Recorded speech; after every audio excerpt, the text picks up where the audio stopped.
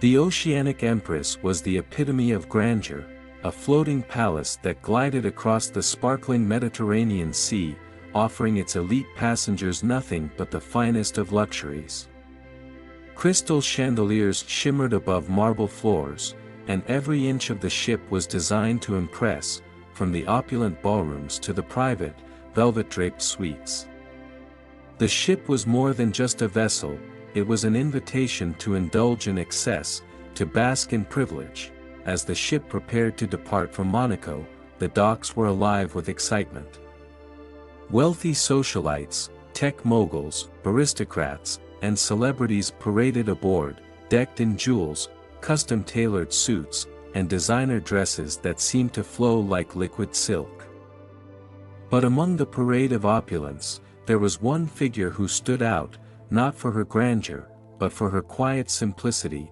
Margaret Hastings, a frail, elderly woman, shuffled along the gangway carrying a modest leather suitcase.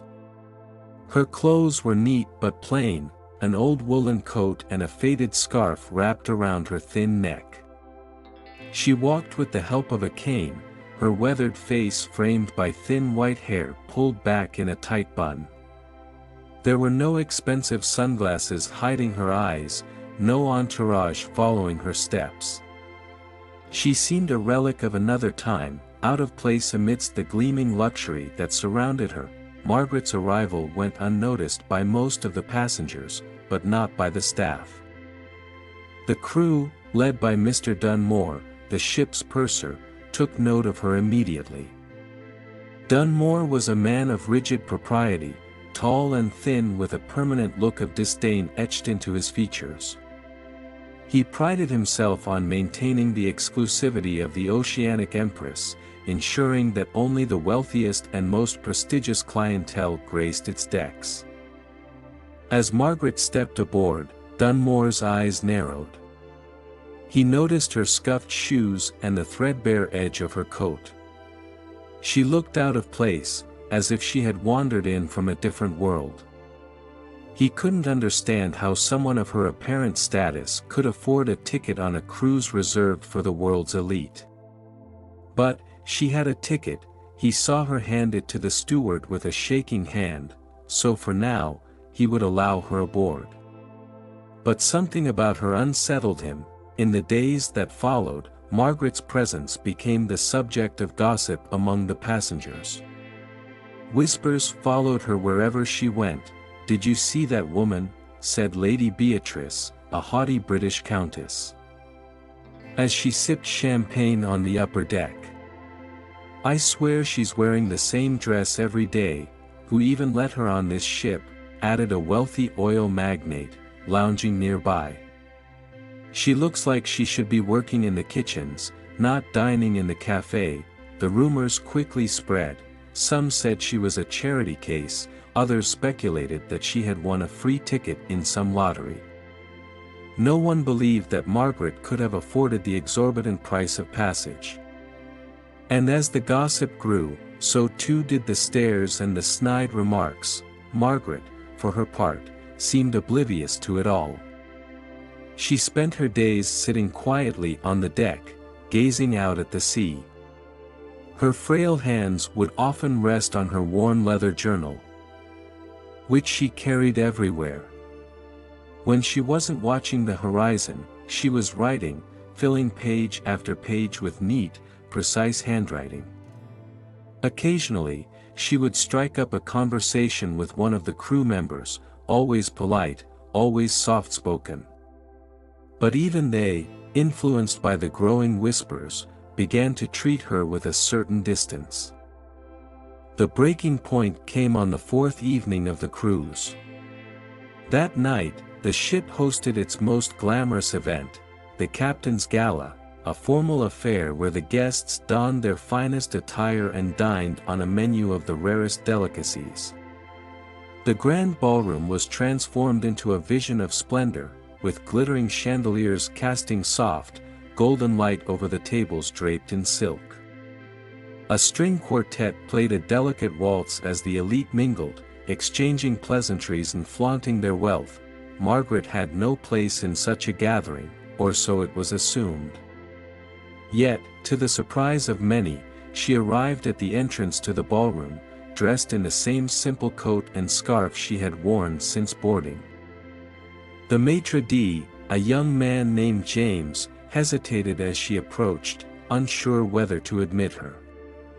But she had a ticket to the gala, and with a polite nod, he allowed her inside. As Margaret entered the room, the atmosphere shifted. Conversations paused mid-sentence, eyes darted toward her, and a murmur rippled through the crowd. Some of the wealthier passengers exchanged knowing glances, while others whispered behind their hands. She stood there, in her plain clothes, amidst the sea of diamonds and satin, looking for all the world like a beggar who had wandered into a royal ball.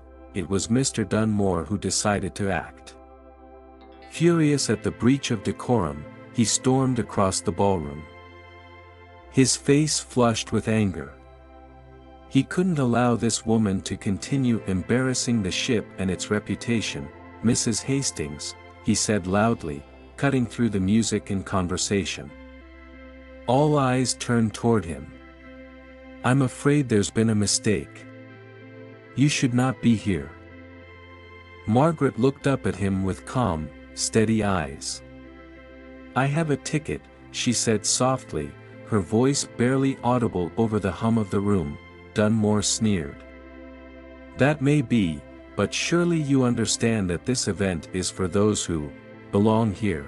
A silence fell over the ballroom as Margaret stood there, her back straight despite the weight of her years. For a moment, it seemed as though she might say something, some retort or explanation that would put Dunmore in his place. But instead, she simply nodded, her eyes downcast. "Very well," she said, turning to leave. But before she could take a step, Dunmore raised his hand. "Wait," he called out, his voice cold and commanding. "I believe we need to discuss something more serious. I have reason to believe you may have boarded this ship under false pretenses." The room went deadly quiet. Margaret stopped in her tracks, turning back to face him. Her hands gripped her journal tightly. Dunmore continued, his voice dripping with condescension. "We've received complaints, madam. Your appearance, your behavior, none of it aligns with the standards of our clientele. I am, therefore, ordering a full investigation into how you obtained your ticket. Until that matter is resolved, I must ask you to remain in your quarters or leave the ship altogether." Margaret looked at him, her face unreadable. But before she could speak, another voice rang out, "Is this really necessary?" It was the ship's captain. Captain Aldridge, a grizzled seafarer who had been listening from across the room. He approached the confrontation, his brow furrowed. "She's done nothing wrong, Dunmore," but Dunmore was unyielding. "I must protect the reputation of this vessel, Captain," he said, his voice steely. "This woman is an impostor, and I will see her removed if necessary." Margaret stood there, caught between the two men, her hands shaking slightly. Finally, she spoke. "If you believe I do not belong here, I will leave," she said softly. "I don't wish to cause trouble for anyone." Without waiting for a response, she turned and walked out of the ballroom, leaving the crowd behind in stunned silence. That night, as Margaret retreated to her small cabin, Dunmore took further action.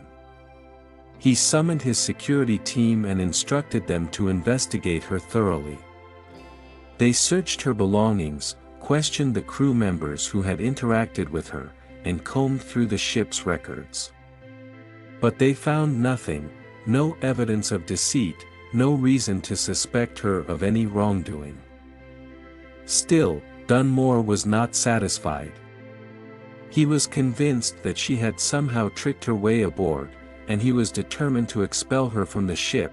The next morning, under Dunmore's orders, Margaret was summoned to the purser's office. When she arrived, 2 security guards stood outside the door, their arms crossed.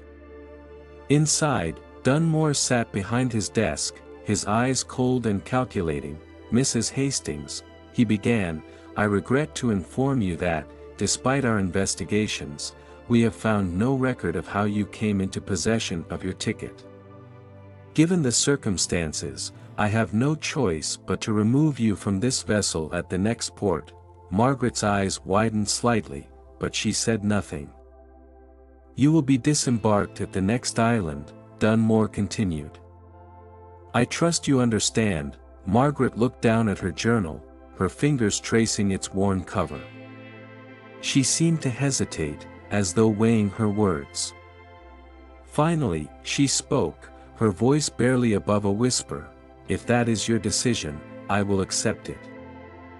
And with that, she rose from the chair and left the office, leaving Dunmore to his self-satisfied victory. 2 days later, the Oceanic Empress docked at a small, secluded island, a private retreat for the rich and famous, known for its luxurious resorts and pristine beaches. It was here that Margaret was to be disembarked.